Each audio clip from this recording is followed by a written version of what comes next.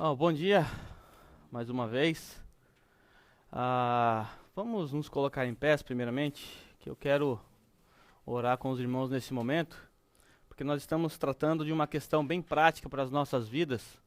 Nós vimos isso, é uma característica de Paulo fazer isso, tratar a doutrina e depois questão prática, nós já vamos entender o porquê. E quando se trata de questões teológicas, é muito tranquilo para nós ouvirmos. Parece que não diz respeito a nós. Mas quando a questão é prática, aí toca na nossa ferida. E a gente não gosta de ouvir. E a tendência natural do ser humano é rejeitar, é se fechar naquilo que nós ouvimos quando diz respeito a questões práticas. E Paulo não está aqui para passar a mão na cabeça de ninguém, e nós também não. Então, é um texto que já arrebentou comigo durante a semana, e eu quero que arrebente com vocês também. É um texto que trata de questão prática dentro da igreja por um problema que a igreja estava vivendo, que nós já vamos relembrar, e é um problema que nós podemos viver a qualquer momento, se nós não seguirmos as diretrizes para essa vida piedosa. Então eu quero orar nesse momento, antes de começar, pedir a Deus, ao Espírito Santo, que abra nossa mente, que abra nossos corações, que nos aquiete nesse momento, para ouvirmos a palavra do Senhor. Vamos orar? Já que os irmãos estão em pés, vamos ler Gálatas capítulo 5, 26. O versículo 26 é o último versículo do capítulo 5. Nós não concluímos o capítulo 5 na última oportunidade que nós tivemos. E nós estamos, se eu não me engano, no sermão 17. E é o penúltimo sermão nessa carta. É o penúltimo sermão que nós ministraremos aos irmãos. E nós vamos entrar no capítulo 6, vamos até o versículo 10. Os irmãos encontraram? O texto diz o seguinte: não sejamos presunçosos, provocando uns aos outros e tendo inveja um dos outros. Irmãos, se alguém for surpreendido em algum pecado, vocês que são espirituais deverão restaurá-lo com mansidão. Cuide-se, porém, cada um para que também não seja tentado. Levem os fardos pesados um dos outros e assim cumpram a lei de Cristo. Se alguém se considera alguma coisa não sendo nada, engana-se a si mesmo. Cada um examine os próprios atos, e então poderá orgulhar-se de si mesmo, sem se comparar com ninguém, pois cada um deverá levar a sua própria carga. O que está sendo instruído na palavra, partilhe todas as coisas boas com aquele que o instruiu. Não se deixe enganar. De Deus não se zomba, pois o que o homem semear, isso também colherá. Quem semeia para a sua carne, da carne colherá destruição. Mas quem semeia para o Espírito, do Espírito colherá a vida eterna. E não nos cansemos de fazer o bem, pois no tempo próprio colheremos se não desanimarmos. Portanto, enquanto temos oportunidade, façamos o bem a todos, especialmente aos da família da fé. Podem assentar? Irmãos, no último sermão, na verdade, há 2 sermões atrás, nós observamos que o apóstolo Paulo começou a tratar de questões práticas. Depois de ter abordado a questão da doutrina da justificação durante quase 3 capítulos, ou seja, um longo discurso sobre uma doutrina chamada justificação, o apóstolo começou a abordar questões práticas. E no último sermão nós vimos a questão das obras da carne versus o quê? O fruto do Espírito. Ou nós escolhemos o caminho da carne ou o caminho do fruto do Espírito. E nós vimos a razão do porquê Paulo listou alguns dos pecados da carne, e nós vimos a razão era bem clara. A razão era porque havia um pecado dentro da igreja. Além das questões doutrinárias que nós já abordamos, nós vimos que havia um pecado do quê? Um pecado de má relacionamento entre os irmãos. Havia dissensões, facções, divisão dentro dessa igreja. Os irmãos não estavam se entendendo. A coisa estava feia entre os irmãos, a comunhão já não estava legal. Paulo diz que eles estavam devorando uns aos outros, não havia amor, não havia respeito à lei de Cristo, que é o amor. ninguém amava o próximo como a si mesmo, ninguém estava interessado em servir ninguém, tudo orgulhoso.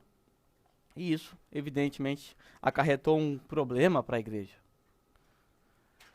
E Paulo, agora no versículo 1, ou na verdade no final do capítulo 5, ele começa a dar as diretrizes de uma vida piedosa. Então, Paulo basicamente nos mostrará coisas que nós devemos fazer e coisas que nós não devemos fazer. No texto que nós vamos estudar nessa manhã, é isso que vai estar em jogo. O que fazer e o que não fazer.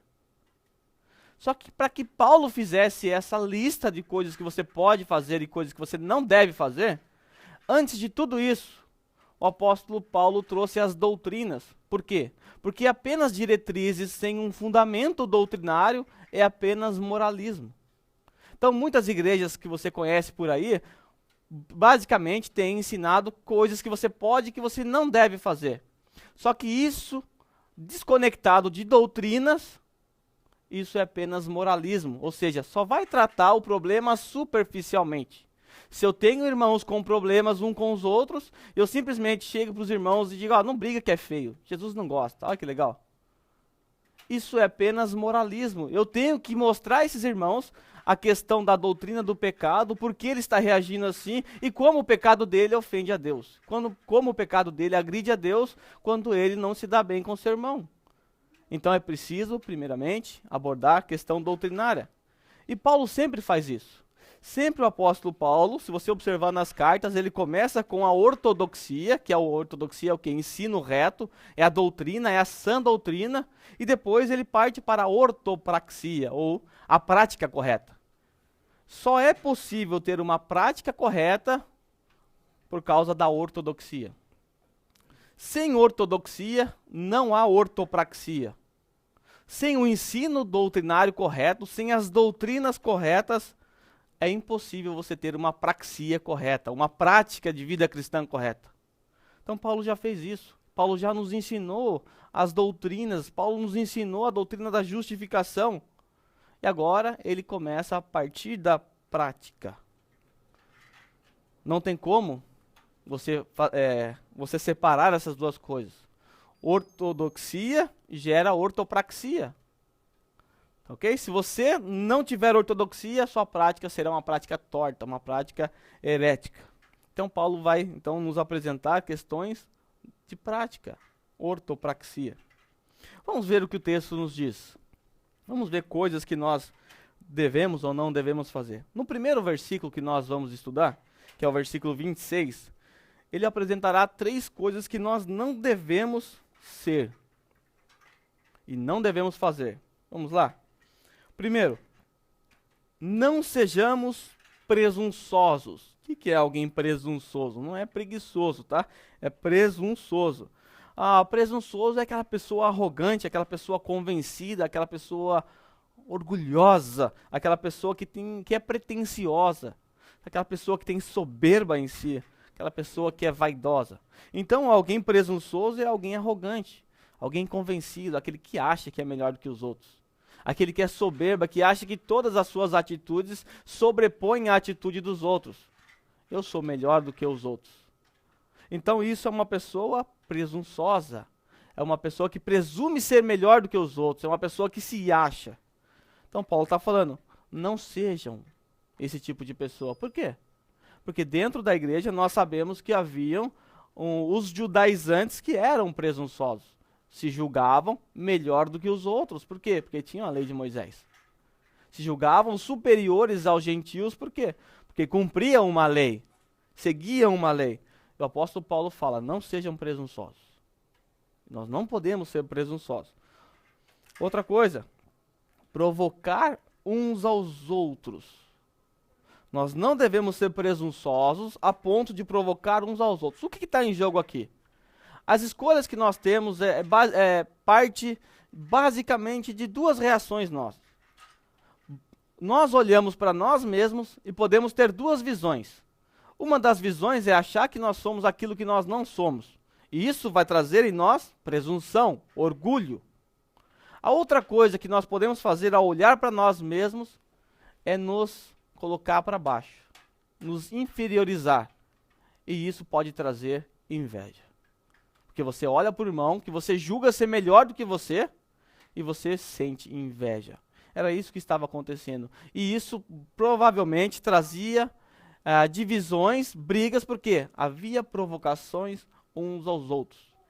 E nós facilmente conseguimos olhar para a vida dos irmãos que têm dificuldade naquilo que nós temos facilidade. Só um exemplo. Eu, por exemplo, que eu gosto de estudar, e eu fico decepcionado quando eu olho para um irmão que não gosta de estudar. Eu fico decepcionado. E às vezes eu acabo provocando esse irmão, porque eu fico decepcionado. Isso é um pecado que eu não devo cometer. Porque nem todas as pessoas são iguais. Eu devo incentivar ao meu irmão, eu devo tentar ajudá-lo para que ele goste também daquilo que eu sei fazer bem. Então, aquilo que nós fazemos bem, pode ter certeza, é isso que você vai procurar no outro. Porque aquilo que você faz mal, você nem quer olhar para dentro de si. Você tem vergonha. Você não procura no outro que faz bem aquilo que você faz mal. Por quê? Porque você tem vergonha. Porque você faz mal. Agora, nós sempre vamos olhar, procurar na vida dos irmãos aquilo que você faz bem. Então, duas coisas podem acontecer. Ou você ser presunçoso, orgulhoso, arrogante, porque você faz alguma coisa bem, ou você pode olhar para o irmão que faz algo que você não consegue fazer. Eu não consigo servir como a irmã Sumia serve. Eu gostaria. Eu não consigo. A minha reação pode ser que eu tenha inveja dela. Pode ser que crie uma rivalidade. Eu gostaria de fazer o que ela faz. Então, essas duas reações podem acontecer. Eu posso ter inveja uns dos outros, e essa inveja não diz respeito somente a dons, pode dizer respeito também à vida pessoal de cada um. Eu posso olhar a vida social daquele irmão e ter inveja. O cara tem um carro bom, o cara comprou um Prius Alfa. Eu posso ter inveja disso. Eu posso ter inveja dessas coisas, do salário que o irmão ganha. Eu posso ter inveja dessas coisas, do dom que o irmão tem. Eu gostaria de ter o dom que esse irmão tem. Mas você não tem. Você tem outro dom. E não reclame, foi o Espírito Santo que te deu o dom. Então use o dom que você tem para o benefício do corpo. Ok? Então, a primeira coisa que nós não devemos ser arrogantes, presunçosos, não devemos provocar ira uns aos outros, não devemos ser pessoas que têm invejas uns dos outros. Versículo 1. Agora, coisas que nós devemos fazer. No sermão passado, nós vimos que existe aquela velha luta entre o Adão que está dentro de você e a sua nova natureza. Não sei se você sabe disso, mas nós temos uma natureza caída. Talvez isso seja novidade aqui para vocês, né? Eu vou contar um segredo. Nós somos pecadores. Talvez você não saiba disso, mas nós somos pecadores. E nós temos uma natureza caída. E nós vimos na semana passada que há um grande conflito entre as nossas naturezas. E constantemente, um de nós aqui cairá em pecado. Começará a produzir o quê? Aquelas obras da carne que nós vimos no capítulo 5. Não vai demorar muito tempo. Daqui a pouco, alguém vai colocar para fora o velho Adão aqui no nosso meio. E qual é a nossa reação diante desse irmão? Qual é a nossa reação diante daquele irmão que cai em pecado? Nós temos um exemplo no passado terrível aqui, um exemplo em que houve uma agressão verbal de um irmão para com o outro, uma agressão muito feia que vocês presenciaram. E esse irmão, que hoje, graças a Deus, o Espírito Santo tocou nele, ele entendeu que pecou e está aqui no nosso meio. Graças a Deus por isso. Mas naquela ocasião, um dos irmãos daqui foi conselhar esse irmão, ligou para esse irmão. Nós cometemos dois erros, na verdade, nessa ocasião. Primeiro, ninguém foi ligar para o irmão para contar, para alertá-lo, para fazer o que a Bíblia manda. Se alguém for surpreendido em algum pecado, vocês que são espirituais deverão restaurá-lo. Ninguém ligou para restaurar o irmão. Todo mundo se aquietou, o Voxer calou, aquele silêncio total, ninguém teve coragem. Eu não tive coragem, eu errei nisso aí. Aí alguém teve coragem. Sabe foram as palavras? Ainda bem que você fez isso, era exatamente o que eu gostaria, que eu queria ter coragem de fazer. Isso está equivocado. Nós não podemos fazer assim. Como é que nós devemos agir com os irmãos que podem cair? Irmãos, todo mundo está sujeito a isso. Todo mundo está sujeito a tropeçar. E quando eu cair, eu gostaria que vocês fizessem o que o texto diz. Vocês que são espirituais, eu gostaria que vocês me restaurassem. Que vocês me ajudassem, que vocês mostrassem o meu pecado. Eu não gostaria que vocês saíssem por aí contando o meu pecado para todo mundo, que vocês comentassem entre si, que vocês talvez me difamassem. Eu gostaria que vocês viessem até mim e contassem o meu pecado e me restaurassem.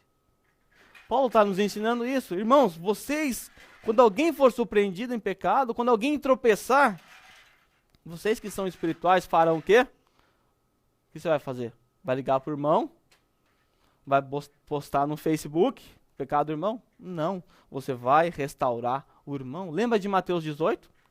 Mateus 18 diz, quando um irmão pecar contra você, o que você deve fazer? Primeira coisa que você faz é vai a sós. Vai ter com o seu irmão a só. Se não resolver, aí que depois você vai levar testemunha, mas vai ter com o teu irmão a só. Essa é a orientação que o apóstolo Paulo nos dá. Se alguém for surpreendido em algum pecado, vocês que são espirituais. O que é esse ser espiritual? Porque dependendo da igreja que você vai, o ser espiritual é aquele cara que fala em língua, ser espiritual é o cara que profetiza, ser espiritual é essas coisas por aí. Mas o que Paulo quer dizer com vocês que são espirituais? Quem é que são espirituais? Lembra que isso está conectado ao contexto. Os espirituais são aqueles irmãos que estão produzindo fruto do Espírito. Esses são espirituais, os que produzem fruto do Espírito. Portanto, pode ser que hoje vocês estão produzindo fruto do Espírito. Eu não. Vocês estão sendo espirituais e devem me corrigir, para que eu comece novamente a produzir o fruto do Espírito. E vice-versa. Então, a nossa responsabilidade, o que nós devemos fazer? Restaurar o irmão. Como é que a gente faz isso? A gente dá uma voadora no irmão, o irmão segura, o outro vem, pula para cima e arrebenta com o irmão. O irmão está machucado. O irmão está em pecado, o irmão caiu, ele precisa de remédio, não de socos. Então o texto diz, mansidão.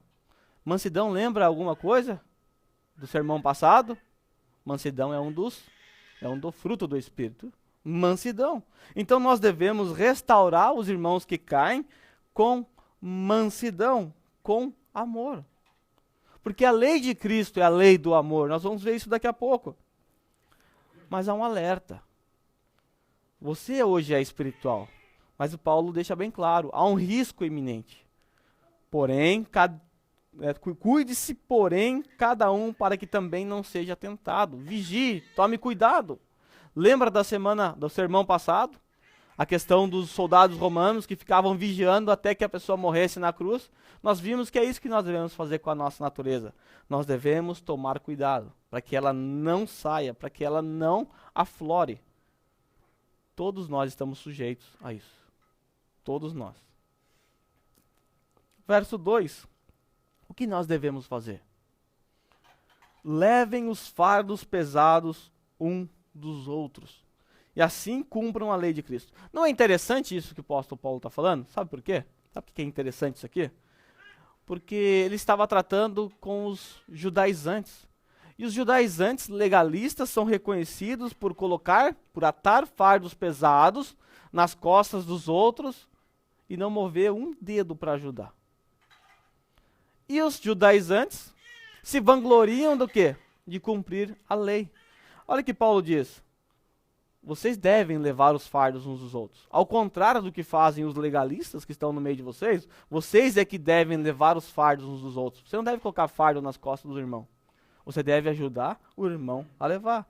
E assim, vocês cumprem a lei de Cristo. Qual é a lei de Cristo? A lei de Cristo é a lei do amor. Quando Jesus foi questionado a respeito de qual é o principal mandamento, o que Jesus falou? A lei se resume no quê? Amar a Deus e amar ao próximo. Ele resumiu a lei em amor a Deus e amor ao próximo. A lei de Cristo é a lei do amor. Portanto, não faz sentido nós colocarmos mais fardos nas costas dos irmãos que não estão conseguindo carregar o seu fardo. Talvez hoje para mim ou para você, o seu fardo hoje está leve, você está conseguindo levar na tranquilidade. Mas nós sabemos que nosso irmão ali, por exemplo, está carregando um fardo muito pesado, que eu não gostaria de carregar. E você que sabe do que nós estamos falando, sabe que esse fardo é pesado.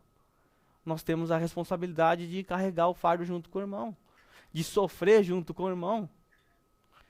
É nossa responsabilidade levar o fardo pesado um dos outros. Não era isso que havia naquela igreja.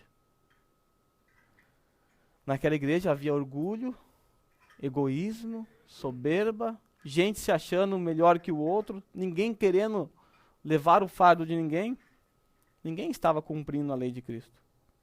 Portanto, se nós quisermos cumprir a lei de Cristo, nós devemos levar os fardos uns dos outros. O versículo 3. Se alguém se considera alguma coisa, não sendo nada, engana-se a si mesmo. Se alguém se considera alguma coisa, sendo alguma coisa, ou você não sendo nada, você engana-se a si mesmo. Um erro muito comum que nós facilmente temos é olhar para nós de maneira equivocada. Nós sempre, irmãos, não tem como, nós sempre olhamos para nós mesmos, a nossa tendência é sempre olhar para nós e acharmos que somos alguma coisa.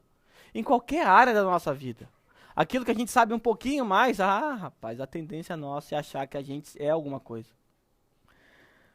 O apóstolo Paulo era alguma coisa? Vocês acham?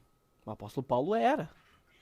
Mas veja o que ele diz em 2 Coríntios 12, 11. Volta aí algumas páginas. Dá algumas páginas.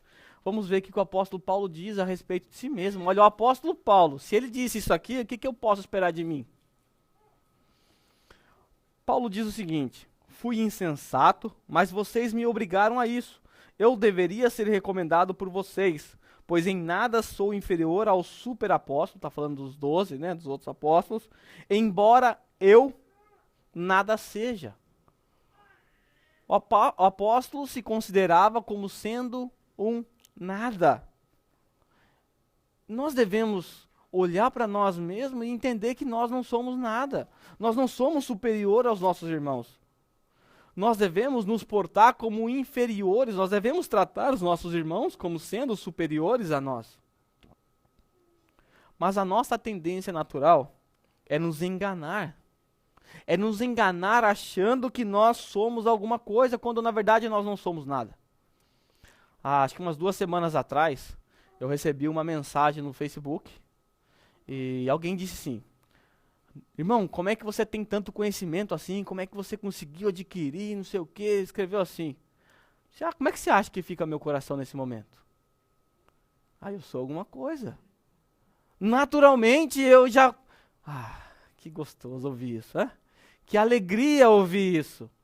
E a tendência natural foi: eu sou alguma coisa, rapaz, eu sei mesmo, eu sou bom mesmo. Se não fosse Jesus, se não fosse eu, coitado de Jesus, a igreja precisa de mim, eu sou o cara. Aí até comentei com alguns irmãos aqui, eu disse que se eu voltasse alguns séculos atrás e pudesse assentar à mesa com Spurgeon, Jonathan Edwards, John Owen, Calvino, Lutero, se eu sentasse à mesa com esses homens e eu tivesse a oportunidade de expor aquilo que eu conheço, eu seria humilhado. Eles olhariam para mim e diriam o seguinte: você é uma vergonha. Nós, quando precisamos escrever um texto, nós temos que acender a nossa lamparina à noite que fede, temos que pegar uma pena, molhar em tinta e escrever num papel que não é tão gostoso como os caderninhos modernos que você tem. Nós não temos internet para estudar. Os livros não são de fácil acesso como vocês têm, como você tem. E você só sabe isso. Você só conseguiu aprender isso. Você é uma vergonha para nós. Nós não podemos nos orgulhar daquilo que nós somos, ou do que achamos que somos, porque na verdade nós não somos nada. E toda briga que há entre irmãos, pode ter certeza, as duas partes acham que está com a razão.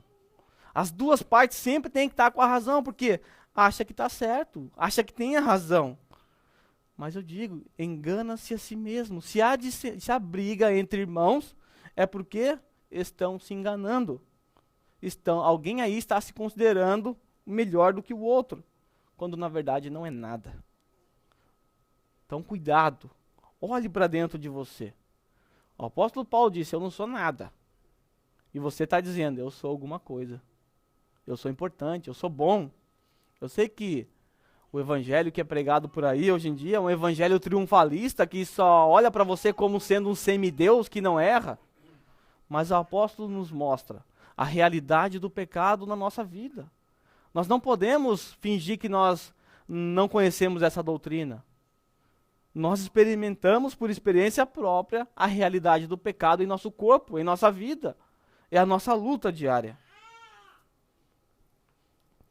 Verso 4, qual é o segredo? O que eu devo fazer então? Primeira coisa, examine os próprios atos. Olhar para você. Não olhe para o seu irmão. Não se compare com o seu irmão, seja ele superior a você ou inferior a você. Olhe para você. Nós devemos olhar para as nossas limitações, para as nossas dificuldades. Devemos nos autoavaliar. A nossa realidade qual é? Avaliar quem? Quem é mais fácil? É mais fácil avaliar quem? Meu próximo, né? É muito mais fácil eu olhar as atitudes do meu próximo, é muito mais fácil eu olhar os atos do Felipe e julgá-lo do que olhar para mim mesmo.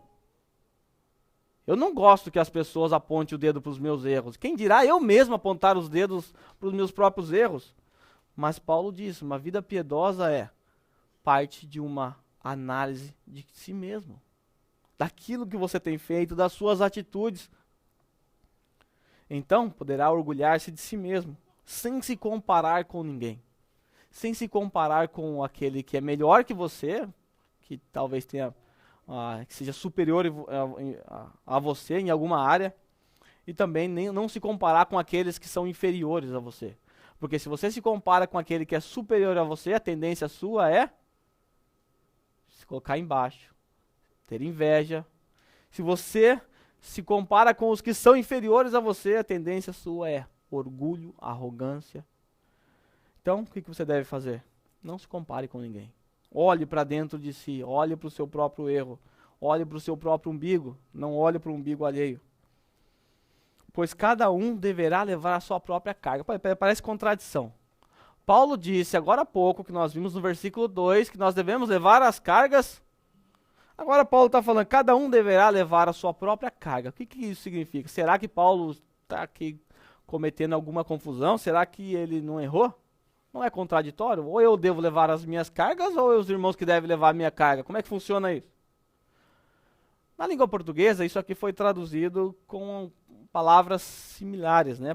Palavras que são parecidas. Isso pode trazer uma certa confusão e até um certo não entendimento do texto.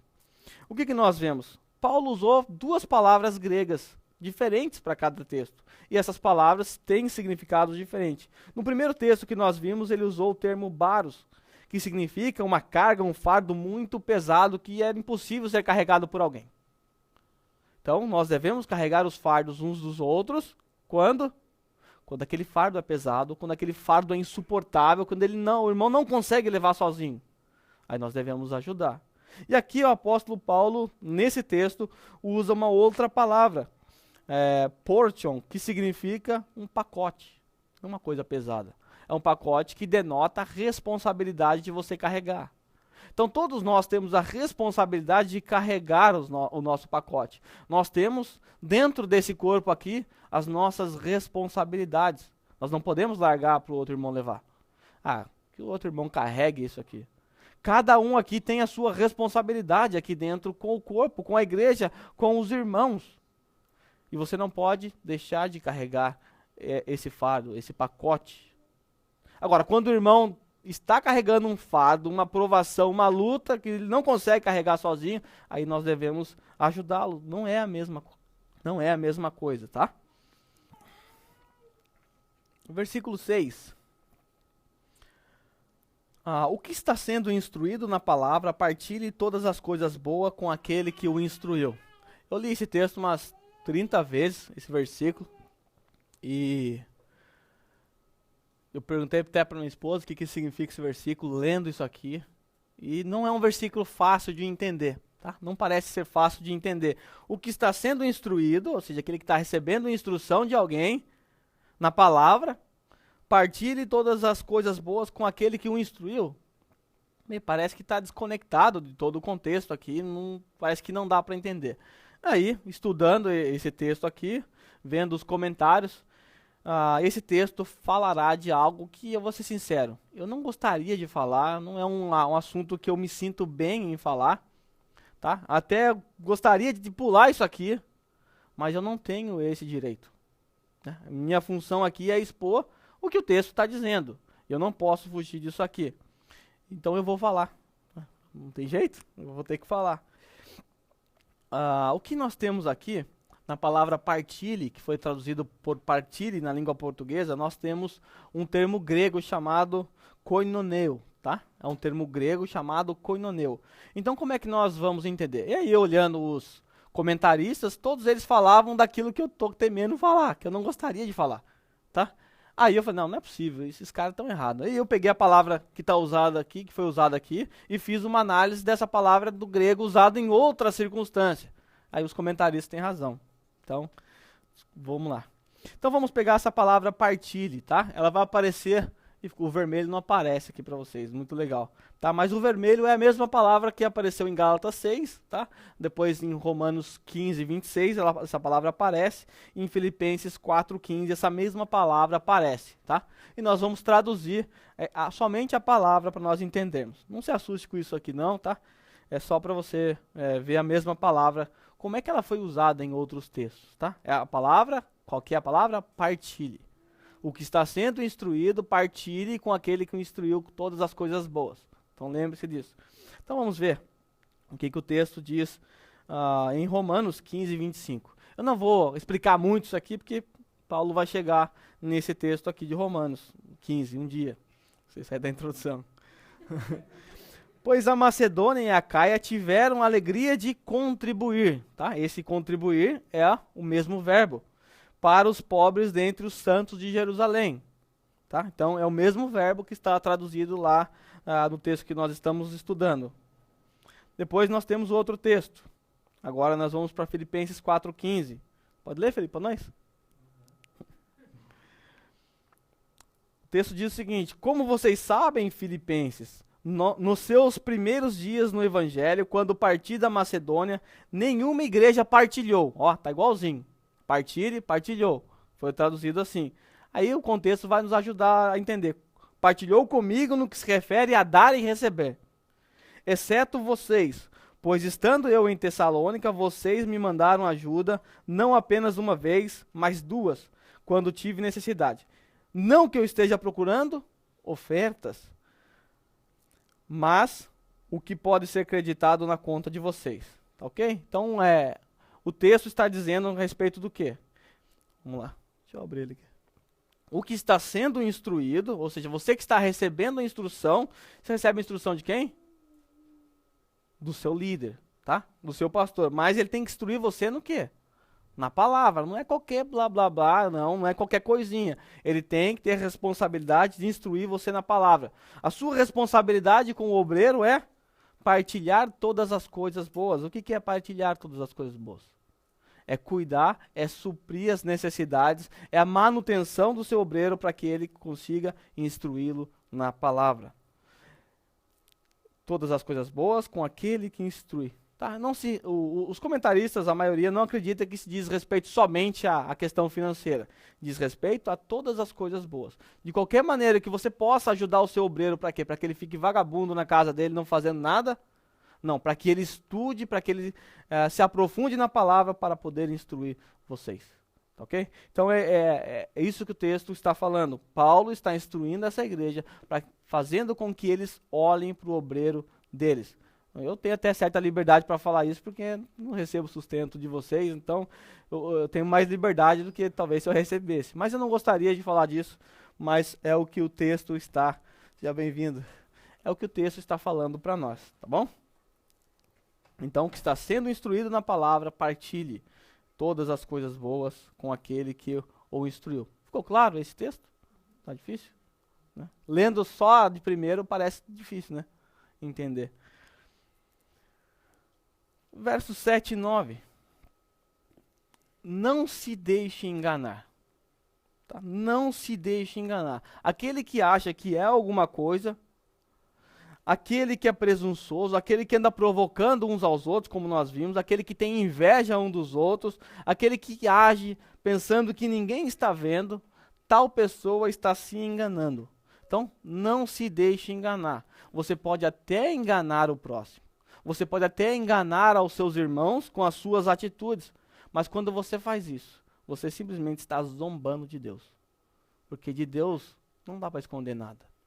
Quando as nossas obras da carne, quando nós produzimos essas obras da carne, tentando enganar aos nossos irmãos ou tentando nos enganar, nós estamos zombando de Deus. Mas o texto é claro. Não se deixe enganar. É impossível zombar de Deus. De Deus não se zomba, pois o que o homem semear, isso também colherá. Quem semeia para a sua carne, colherá destruição, mas quem semeia para o Espírito, do Espírito colherá vida eterna. O apóstolo faz uma analogia de uma semente, de uma coisa que você planta, e quem planta aqui, acho que o minouro que planta, sabe que quando você lança uma semente, o que acontece? Duas coisas acontecem. Demora-se um tempo para que o fruto nasça. Você não joga a semente hoje à noite e vai de manhã procurar o fruto. Não é assim, menor? Você joga a semente, vai jogando aguinha, adubo, você vai cuidando. Então, aquilo que você semeia pode demorar. Mas um dia ele vai brotar. E outra coisa que acontece, quando você planta uma semente, você não colhe apenas um fruto. O que você colhe? Uma árvore cheia de frutos. Então vai demorar. Mas aquilo que é escondido, apenas uma sementinha que você guardou no bolso, que ninguém viu, você lançou ela na terra. Vai demorar. Mas vai chegar um dia que ela vai se tornar uma árvore. Todo mundo vai ver o seu fruto. Todo mundo vai observar aquilo. Não vai ficar oculto.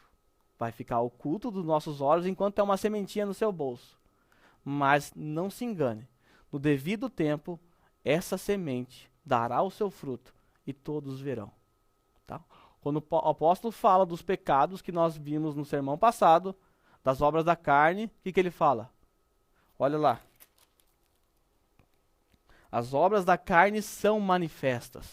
Tá? Versículo 19. Ora, as obras da carne são manifestas. As obras da carne são visíveis. Não dá para esconder, são manifestas, estão diante dos nossos olhos. Eu estou vendo o relacionamento de vocês. Eu estou vendo que a coisa está feia. Vocês estão devorando uns aos outros. Mas isso não começou assim. Isso começou com uma sementinha que em algum momento foi lançado. A igreja hoje está uma beleza, nós estamos tendo comunhão, que maravilha. Nós estamos bem, graças a Deus. Mas alguém hoje pode estar lançando uma sementinha, uma contenda entre o irmão, um sentimento diferente com relação ao irmão, depois uma fofoca com relação a esse irmão e depois a coisa começa a dar fruto, crescer e nós começamos a experimentar as mesmas experiências que nós tivemos aqui já no passado. Que a gente não quer isso de novo, né? A gente quer viver do jeito que a gente está, não é verdade? Então, faça o que o texto diz. Não se deixe enganar. Não seja presunçoso, não seja presunçosa, não seja arrogante. Não se engane. Não dá para enganar Deus. Mas o que semeia para o Espírito, o que devemos fazer? Semear para o Espírito. O que isso significa? Da mesma maneira que as sementes da carne demoram para brotar, a semente do Espírito também demora. Às vezes nós fazemos o bem ao próximo, eu ajudo o irmão, eu faço tudo por aquele irmão, eu sou muito bom, mas aquele irmão não coopera. O apóstolo diz, não cansemos de fazer o bem, pois ao seu tempo colheremos, é semente que você tem que lançar. Aquele irmão parece que não vai, parece que não ajuda, você está lá insistindo, não vai. Não se canse de fazer o bem. Quem semeia para o Espírito, do Espírito colherá a vida eterna.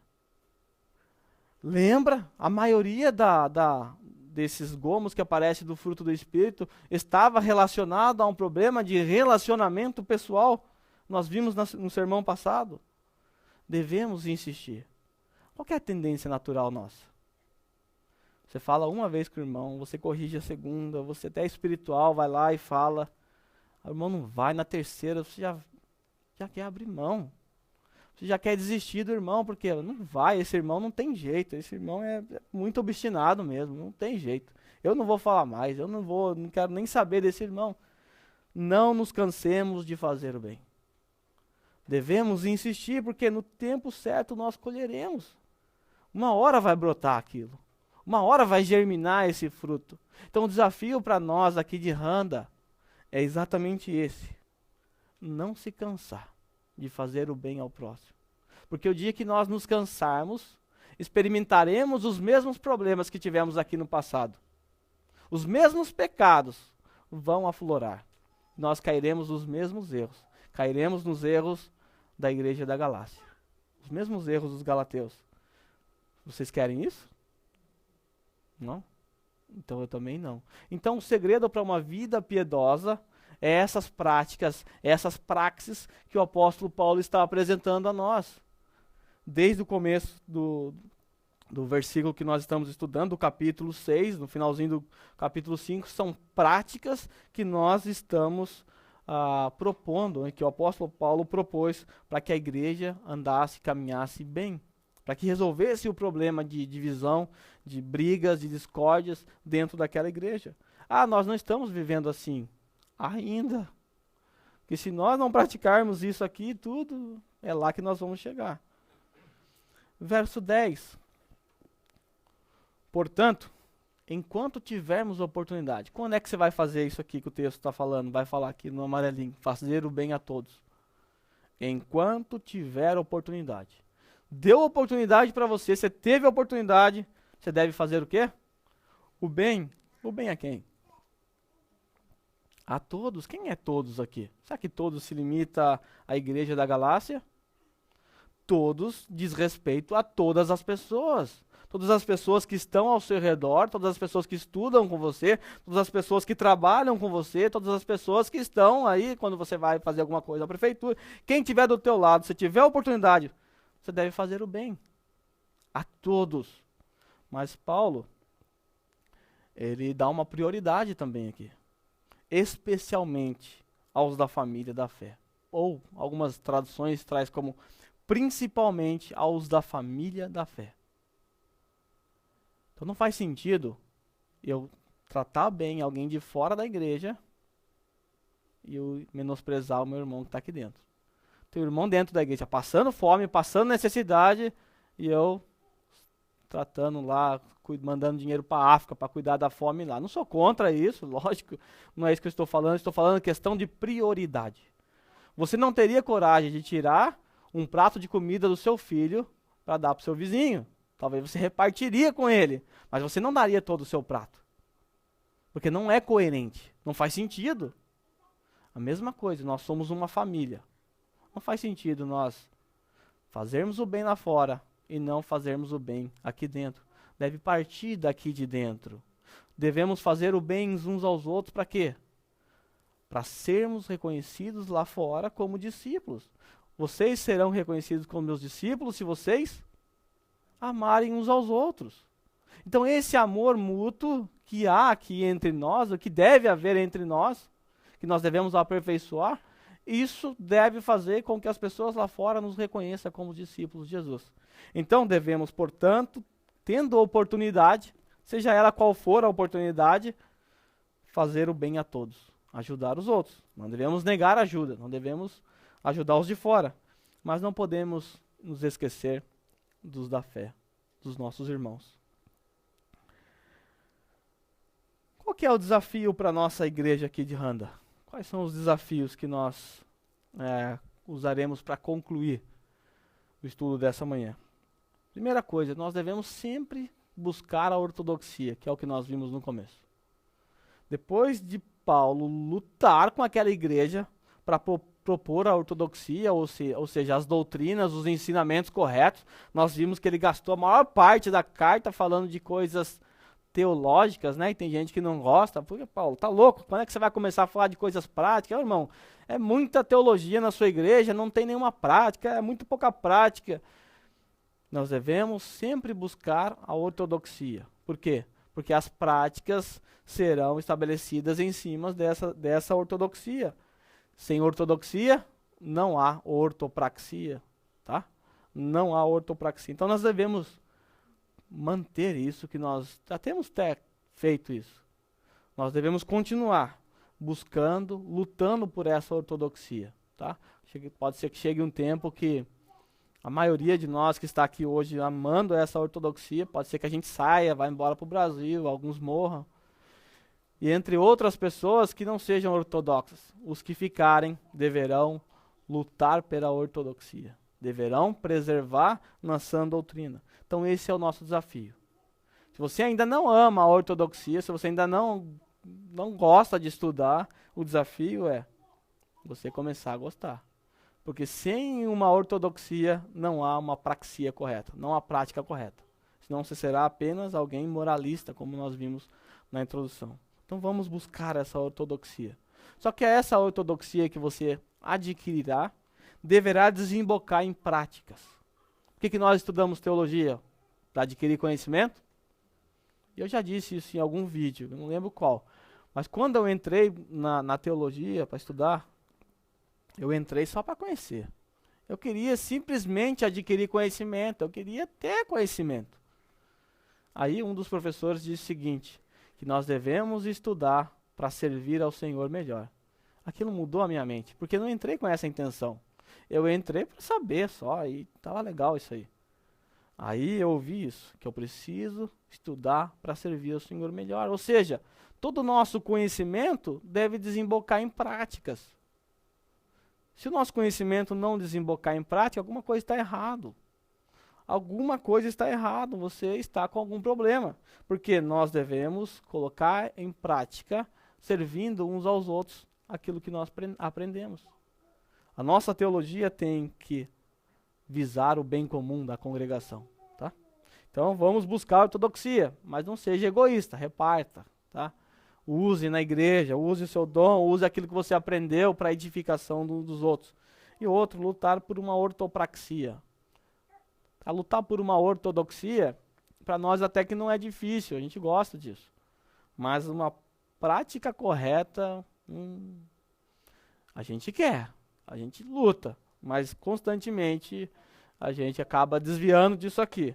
Então, por isso, lutar é uma luta, travar uma batalha, como nós vimos no sermão passado. Devemos lutar por essa ortodoxia. Devemos manter lá nossa carne onde? Lá na cruz. Como nós vimos a analogia de Paulo. Devemos manter lá na cruz. E isso, como vimos, é dolorido, é penoso, é uma morte lenta, mas é uma morte garantida. Devemos ser aqueles soldados e ficarmos vigiando a cruz. É uma luta. Luta pela prática. Só que essa luta não é sua, somente. É uma luta que você deverá batalhar juntamente com os irmãos, tá? Tudo bem, eu estou praticando legal aqui, mas o irmão do lado pode ser que não. Aí o que devemos fazer? Restaurar o irmão. Ok? Que nós já aprendemos. Então esses são os desafios para a nossa igreja. Lutar por uma ortodoxia e colocar em prática tudo aquilo que nós aprendemos. Então nós vimos Paulo expondo para nós as diretrizes. Tudo isso que foi apresentado aqui são diretrizes para uma vida piedosa. Certamente, se nós escorregarmos nisso aqui, ou se nós praticarmos coisas que Paulo disse aqui hoje, para não praticarmos, isso vai interferir aonde? No nosso relacionamento pessoal. Pode olhar, todas essas coisas que foram apresentadas interferem diretamente no relacionamento pessoal. Se eu for orgulhoso, se eu for arrogante, se eu tiver inveja, se eu tiver ciúmes, tá? Se eu não quiser carregar o fardo um do outro, tudo isso aqui diz respeito ao relacionamento pessoal. Se nosso relacionamento não estiver bom, é porque a nossa praxis não está não está correta, e pode ser que nós estejamos tendo desvios também de ortodoxia. Tá bom? Vamos nos colocar em pé.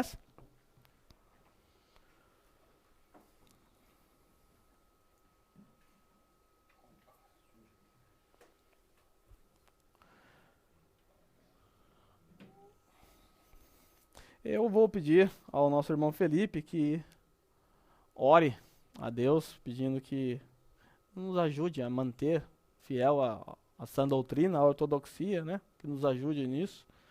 E eu vou pedir para Kelly orar para que Deus nos ajude a praticar as verdades que nós aprendemos nas Sagradas Escrituras, tá bom? Eu encerro lembrando aos irmãos que nunca se esqueça disso. Todas as vezes que você conseguir produzir o fruto do Espírito, você só conseguiu isso por causa da graça. E todas as vezes que você produzir as obras da carne que nós vimos, é culpa plenamente sua. Não é culpa de mais ninguém. Então eu encerro fazendo os irmãos lembrar disso, tá bom? Tiago?